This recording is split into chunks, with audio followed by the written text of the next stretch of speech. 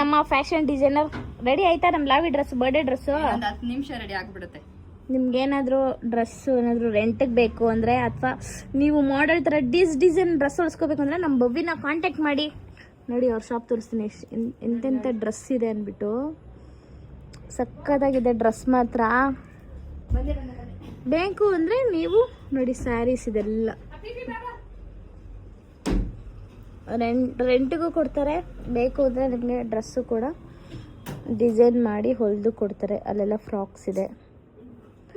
ಅವ್ರ ಡ್ರೆಸ್ಗೋಸ್ಕರ ವೆಯ್ಟ್ ಮಾಡ್ತಾ ಇದೀವಿ. ರೆಡಿ ಆಗ್ತಾ ಇದೆ. ನೋಡೋಣ ಬಾಬ್ರು, ಅಲ್ಲಿ ಯಾವ್ದಿದೆಯೋ ತಿನ್ನೋಣ. ನಮ್ಮ ಅಕ್ಕ ಬಂಡವರು ಬರ್ತ್ಡೇ ಡ್ರೆಸ್ಗೋಸ್ಕರ ವೆಯ್ಟ್ ಮಾಡ್ತಾವ್ರೆ.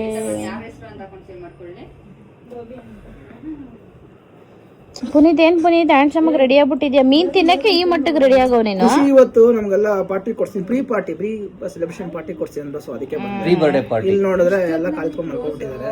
ಏರಿಸ್ತೀನಿ ನಿಂಗೆ. ಇವನು ಫಿಶ್ ತಿನ್ನಕ್ಕೆ ಈ ಮಟ್ಟಿಗೆ ರೆಡಿ ಆಯ್ತು. ಏನಾದ್ರೂ ಹುಡ್ಗಿ ನೋಡಕ್ ಹೋಗ್ಬೇಕು, ಒಂದ್ ವಾರದಿಂದಾನೇ ಶಾಪಿಂಗ್ ರೆಡಿ ಮಾಡ್ಕೊಬೇಕಾನೆ. ಹುಡ್ಗಿ ಒಪ್ಕೊತಾಳೋ ಒಪ್ಕೊಳಲ್ವೋ ಸೆಕೆಂಡ್ರಿ, ರೆಡಿ ಮಾತ್ರ ಆಗ್ಬಿಡ್ತಾನೆ ಅಷ್ಟೆ. ನಮ್ಮ ಇನ್ನೊಬ್ಬ ಇದ್ದಾನೆ, ನಮ್ ಕೆಲಸ ನಾವು ಮಾಡ್ಬೇಕು. ಕಾಂಚನ ಮಿನ ತರ ಕಾಣಿಸ್ತಾನೆ ಕುಂಕುಮ ಹಾಕೊಂಡು. ಟೆಂಪಲ್ಗೆ ಹೋಗಿ ಬಂದ್ವಾ?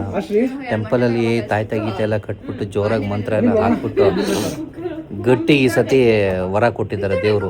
ಮಗನೇ ಈ ಸತಿ ನಿಂಗೆ ಏನೋ ಒಂದು ಆಗುತ್ತೆ ಅಂತ. ನೋಡೋಣ, ಅದು ದೇವಿ ಹರಕೆ ಮೇಲೆ ಡಿಪೆಂಡ್ ಆಗುತ್ತೆ ಅಷ್ಟೇ.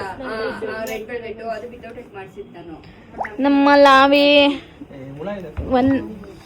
ಒನ್ ಅವರ್ ಆಯ್ತು. ಇನ್ನೊಬ್ಬ ಫ್ಯಾಷನ್ ಡಿಸೈನರ್ ಮೇಡಮ್ ಇನ್ನ ಡ್ರೆಸ್ ನಮಗೆ ಸ್ಟಿಚ್ ಮಾಡಿಕೊಟ್ಟಿಲ್ಲ. ಸೊ ವೇಟ್ ಮಾಡ್ತಾ ಇದ್ದಾಳೆ. ಅಲ್ಲಿ ಕೇಳಿ, ಅಲ್ಲಿ ತೋರಿಸು. ಟರ್ನ್ ಆಗಿ ಇವಾಗ.